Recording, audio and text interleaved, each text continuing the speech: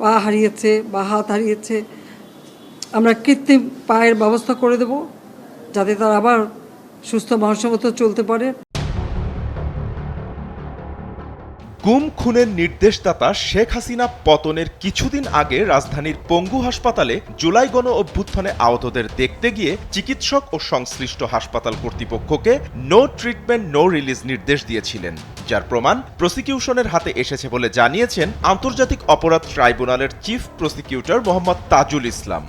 এবং সেখানে গিয়ে বলেছেন নো ট্রিটমেন্ট নো রিলিজ, অর্থাৎ কোনো চিকিৎসা দেবেন না এবং কাউকে এখান থেকে রিলিজ করবেন না যাতে বাইরে যেতে না পারে। কক্সবাজার সমুদ্র সৈকতের উপর নিজেদের একটি ঠিকানা, ইডেন বে, আ কনসার্ন অফ ভাইয়া হোটেলস। তাজুল ইসলাম বলেন, আমরা রাজধানীর নিটোর বা পঙ্গু হাসপাতালে যখন পরিদর্শনে গিয়েছিলাম তখন সেখানে চিকিৎসারত আহত রোগী ও তাদের স্বজনরা আমাদের জানিয়েছিলেন শেখ হাসিনা পালিয়ে যাবার আগে একবার হাসপাতাল পরিদর্শন করতে গিয়েছিলেন। সেখানে গিয়ে বলেছিলেন নো ট্রিটমেন্ট নো রিলিজ, অর্থাৎ কর্তব্যরত চিকিৎসক ও হাসপাতাল কর্তৃপক্ষকে আহতদের কোনো চিকিৎসা না দিতে এবং কাউকে এখান থেকে বাইরে না যেতে দিতে নির্দেশনা দেয়া হয়েছিল। শেখ হাসিনা প্রথম দিকেই পালিয়ে যাওয়ার আগে একবার হসপিটাল ভিজিটে গিয়েছিলেন এবং সেখানে গিয়ে বলেছেন নো ট্রিটমেন্ট নো রিলিজ, অর্থাৎ কোনো চিকিৎসা দেবেন না এবং কাউকে এখান থেকে রিলিজ করবেন না যাতে বাইরে যেতে না পারে। চিফ প্রসিকিউটর বলেন, রোগীদের পাশাপাশি এই নির্দেশাবলীর কথা সেখানকার ডাক্তাররাও আমাদেরকে জানিয়েছেন।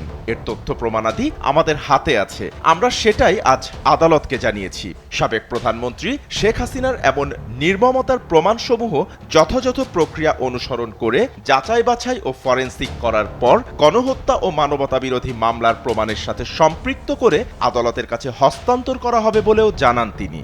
এই বিষয়টা আমরা আদালতে মেনশন করেছি এবং আদালত জানতে চেয়েছেন পোস্টমর্টেম রিপোর্ট তো ইম্পর্টেন্ট ডকুমেন্ট, কিন্তু আমরা বলেছি যে এখানে সার্কামস্ট্যান্স হচ্ছে মানবতা বিরোধী অপরাধ এই পর্যায়ের হয়েছে যে দ্রুত তাদেরকে লাশ দাফন করতে বাধ্য করা হয়েছে, চিকিৎসা নিতে বাধা দেওয়া হয়েছে। বাপ্পি খান, এসএ টিভি ডিজিটাল।